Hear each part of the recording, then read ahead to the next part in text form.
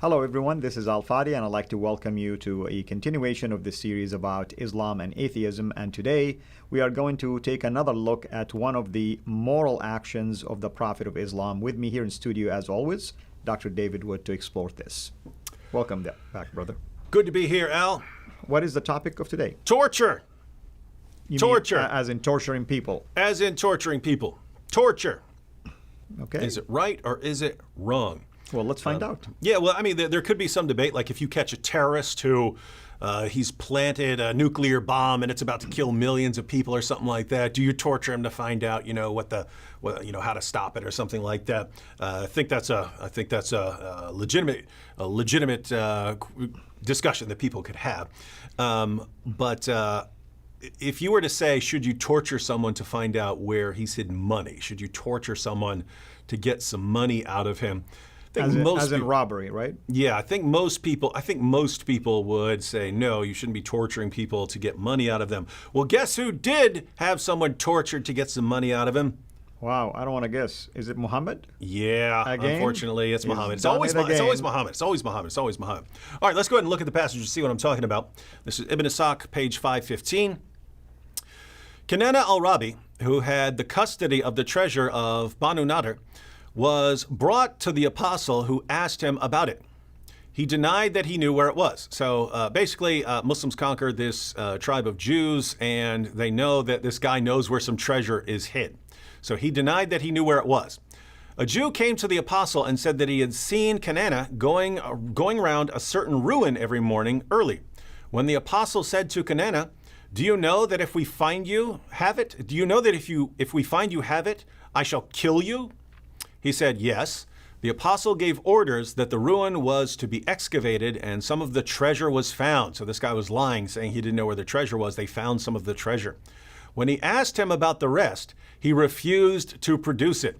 So the apostle gave orders to Al-Zubair al-Awam, torture him until you extract what he has. So he kindled a fire with flint and steel on his chest until he was nearly dead.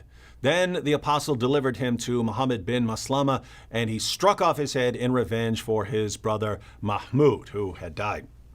So this man, Kinana, knows where some treasure is hid, but he doesn't want to tell Muhammad. So Muhammad said, Muhammad does a little inquiry and finds out that this guy knows where some treasure is. They found some of the treasure. He wants to know where the rest of it is. The guy refuses to tell Muhammad where it is. Muhammad says, torture him until you find out where it is. Right. And then he has one of his followers light a fire on the man's chest until he's nearly dead, and then they chop his head off. And so basically, if someone believes it's wrong to torture someone for money, notice it, again, this is a kind of robbery, right? I'm taking your possessions. I want to know where the money's at, and I'm going to torture you until you hand it over. If for some reason Muslims will look at that and say, "Oh no, it's perfectly justified." If they were to hear about this in some other situation, right? Like if they were to hear about the war in Iraq, and suppose some U.S. soldiers took over an area and found out that a Muslim knew where some treasure was hidden. If they held him down and lit a fire on him, it would be every Muslim in the world would condemn that. Every Muslim in the world would condemn that behavior, and yet that's what the perfect man, the ideal pattern of human conduct, that's what he was doing. So these are the kinds of things that many Muslims recognize, and they start seeing in their Muslim sources. They realize their leaders have been concealing all of this from them all their lives, and they come to find out the truth about Muhammad, and they reject Muhammad as a prophet because of the terrorism and the torture and the rape and all these things, and they just come and this is not from God, and they reject Islam. But some of those Muslims who leave Islam actually leave religion altogether. They abandon belief in the supernatural, abandon belief in God, abandon belief in miracles, and they just become atheists. What they don't realize is that in doing so, they've kind of lost their way, right? We would agree with them that you should not be torturing someone for money. We think that they have a correct moral claim there. But what happens when you become an atheist is, how can you then say as an atheist that it's objectively morally wrong to torture someone for money? As we've seen over and over again, according to atheists like Richard Dawkins, human beings are machines for propagating DNA. Dawkins said this world has exactly the properties this universe has exactly the properties we would expect it to have if there is at bottom no good and no evil. So there is no good and no evil. It's just we think of things this way. We're machines for propagating DNA, and we're wired in a certain way to help our species along. But that doesn't have anything to do with real right and real wrong.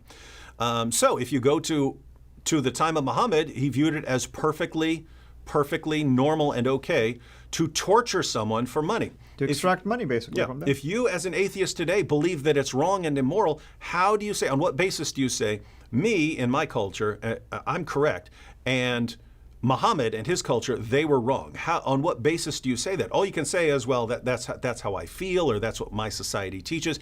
You can't say it's objectively wrong without some basis for saying so. And so what we find, yet again, are atheists are leaving Islam based on objecting to the behavior of Muhammad and the things Muhammad did and becoming atheists. Muslims are doing this. They're leaving Islam and becoming atheists, not realizing that because in becoming atheists, they've lost any real foundation for saying that certain things are right and wrong, other than their own feelings or the way they happen to be wired, or their culture or their society. They don't have anything beyond that. And so all of the reasons that they give for rejecting Muhammad, all of the behaviors they point to and say this is immoral, this is evil, they lose any basis for recognizing those things as immoral and evil. And so they need a new worldview. Atheists need a new worldview that actually allows them to continue rightly pointing out the atrocities that they find in the life of Muhammad. So we need to help them along there. Absolutely. And of course, I hope the point is being made clear. You left a problem into another problem. You haven't solved the problem that you were troubled by. And to say the least, that if Muhammad was extracting money by torturing people to get money from them, that's called extortion. Okay, that's a crime. And the Bible says, you shall not steal. And if the Prophet of Islam, who is the model for mankind, who is basically the model for the Islamic community, who is the mercy for mankind, then we have a problem. Meet us again next time as we explore yet another one of those moral dilemmas, and we use Muhammad, of course, as the perfect example for them. Thank you, and God bless. Thank you so much for taking the time to watch this video. We can't make these quality videos without the help of partners like you. So please consider becoming a Patreon supporter today at patreon.com/Sira International. I want to make sure you always get notified when we release a new video. So please click the bell to be notified, and of course, make sure to subscribe to this channel. If this video was helpful to you, please click the thumbs up. Thank you.